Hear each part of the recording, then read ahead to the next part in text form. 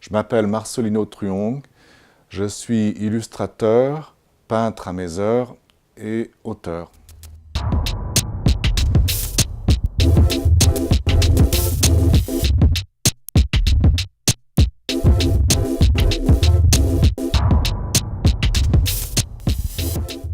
Oui, je viens d'une famille de profs, d'intellectuels, d'érudits, surtout mon père.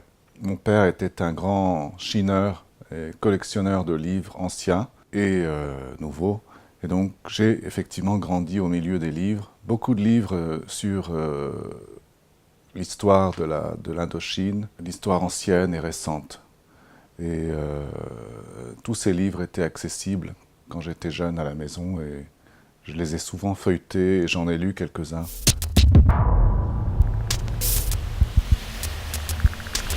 Enfant à Saïgon, j'ai le souvenir très net d'avoir lu beaucoup deux choses. Mes parents avaient acheté une Bible illustrée, la Bible en images, parue chez Desclés et Brouwer en France en 1953. Je l'ai retrouvée par hasard. Nous, on a lu, c'était une traduction de l'anglais qu'on a lu en français, nous. Donc, cette Bible illustrée, je l'ai beaucoup lue, ça m'intéressait. Mais on lisait aussi deux albums reliés d'une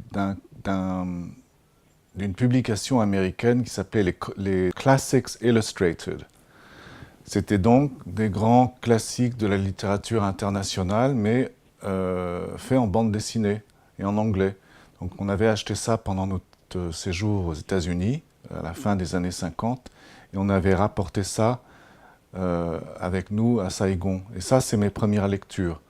Classics Illustrated. Donc très souvent, les grands classiques comme Robin des Bois ou Ivanhoe, je ne les ai pas lus dans la version originale, mais je n'ai lu que la version adaptée en anglais et en bande dessinée.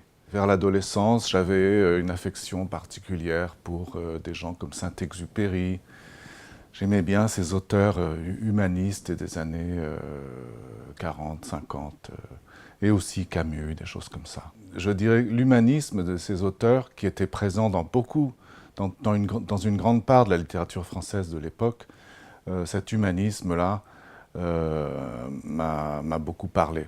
À partir de l'âge de 16 ans, mon père m'encourageait à lire aussi bien les auteurs de gauche que les auteurs de droite. Il me disait, pour te faire une opinion, faut que tu lises les deux. Et je crois qu'il avait raison.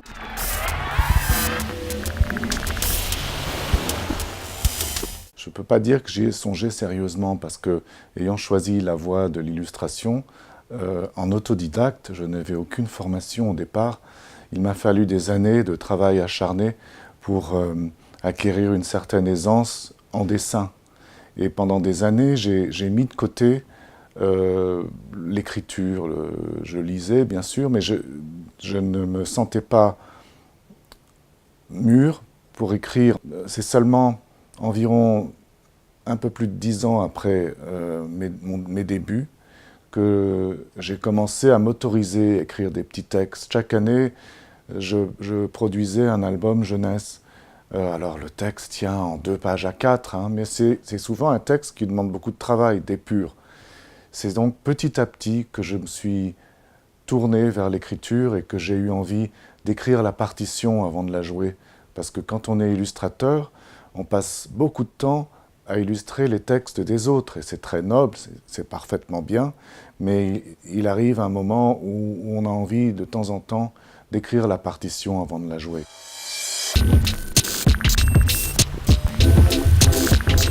Les lettres que j'ai pu retrouver sans difficulté à Saint-Malo, en Bretagne, m'ont été d'un immense secours pour reconstituer notre vie quotidienne à la fin de notre séjour aux États-Unis et pendant les 2 années de notre séjour court mais très rempli à Saïgon. Sans ces lettres, j'aurais été en difficulté parce que je n'avais que 6 ans quand nous sommes partis.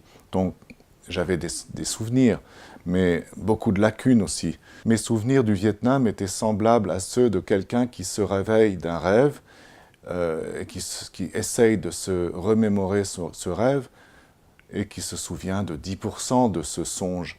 Même chose pour moi, et grâce aux lettres de maman, qui étaient très détaillées, où elle donnait à la fois des nouvelles de son quotidien, de mère de famille nombreuse, d'épouses de hauts fonctionnaires, et puis elle donnait également énormément d'infos sur le travail de son mari, et aussi la toile de fond politique de l'époque et militaire. Par exemple, elle prévenait mes grands-parents de ne pas s'inquiéter, qu'ils avaient sans doute entendu parler de tel ou tel attentat, puisqu'on en parlait dans la presse en France, mais de ne pas s'inquiéter parce que nous étions passés au travers de tout ça indemnes. Et la lettre est une source vraiment importante de renseignements sur l'histoire. D'ailleurs, les historiens d'aujourd'hui se penchent énormément sur le courrier des gens. Souvent, c'est là qu'on trouve l'état d'esprit des gens. Ce n'est pas seulement la lecture des traités internationaux ou des documents officiels.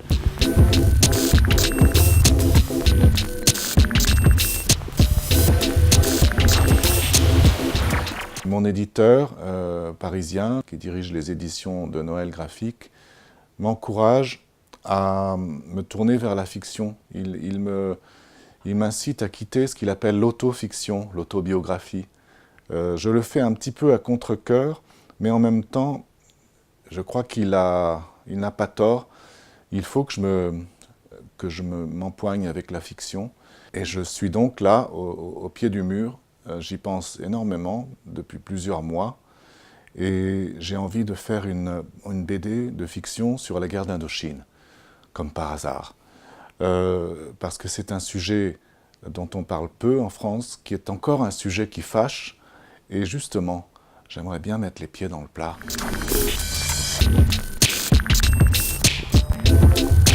Dans ce métier, comme en musique ou comme en sport, dans tous les métiers qui requièrent une adresse manuelle, j'ai beaucoup travaillé et c'est en jeunesse que je me suis formé, je crois. Pour l'instant, je m'en éloigne un tout petit peu parce que j'aborde par mes romans graphiques des sujets assez complexes où il y a beaucoup de politique, beaucoup d'histoire, beaucoup de violence parfois. Non pas que j'en fasse l'étalage, mais je relate des faits violents, ceux de la décolonisation. Donc on peut le faire en jeunesse, il y a des gens qui le font assez habilement. Mais la jeunesse est formidable, la littérature pour la jeunesse est formidable, mais on est quand même un tout petit peu contraint.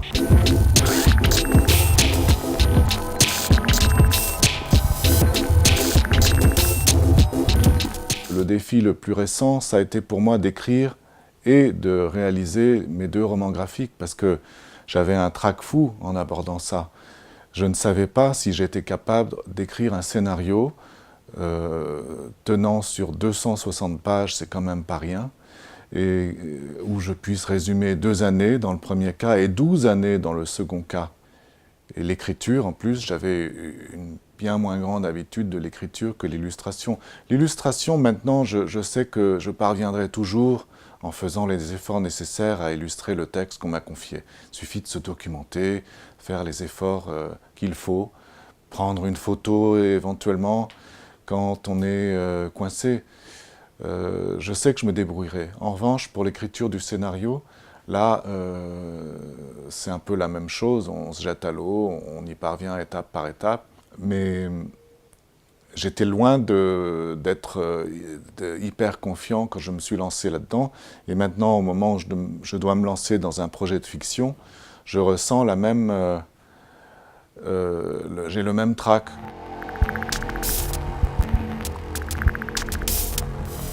Depuis que je suis illustrateur, c'est vrai que j'ai orienté mon travail beaucoup vers l'Asie et le Vietnam plus particulièrement.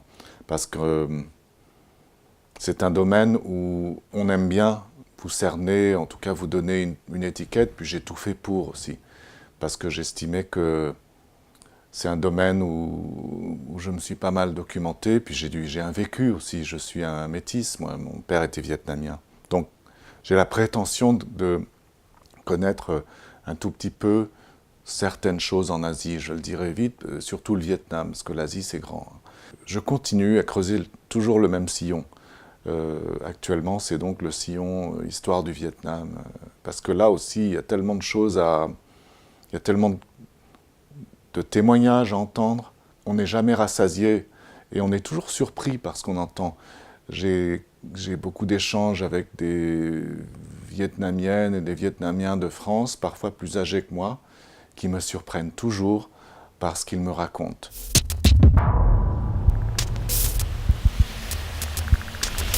Quand je raconte mes souvenirs de jeunesse et d'enfance au Vietnam et en Angleterre et en France, il m'arrive souvent de me demander est-ce que ça va avoir un quelconque intérêt pour un lecteur d'aujourd'hui?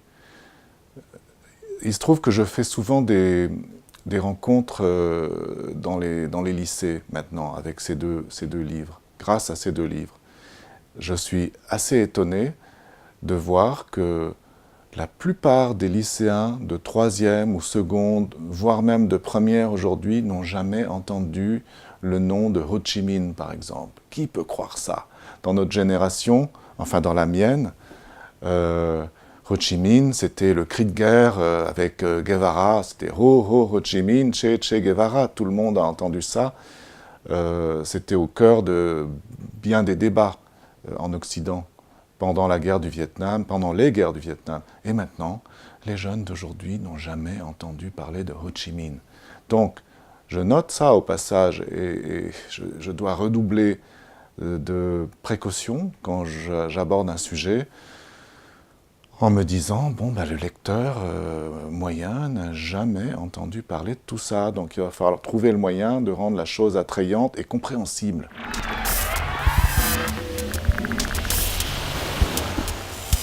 Tout commence par l'écrit. Et les grands idéologues de notre siècle ont commencé par écrire des volumes entiers que peu de gens ont lus d'ailleurs, mais dont la pensée, dont l'idéologie s'est efforcée, parfois brutalement, de modeler nos civilisations et de transformer notre société. On ne voit que ça, des gens qui par leurs livres veulent transformer la société. Ça a commencé bien avant avec des livres comme la Bible, le Coran, le Talmud. Le livre n'a pas pour vocation que de distraire les gens et de les divertir. La plupart du temps, il essaye de les orienter, pour le meilleur ou pour le pire. Donc oui, je crois à la puissance du livre. Il n'y a qu'à voir les réactions que suscitent certains livres. Les gens sont prêts à tuer les auteurs de certains livres. Donc on manipule de la dynamite parfois quand on écrit.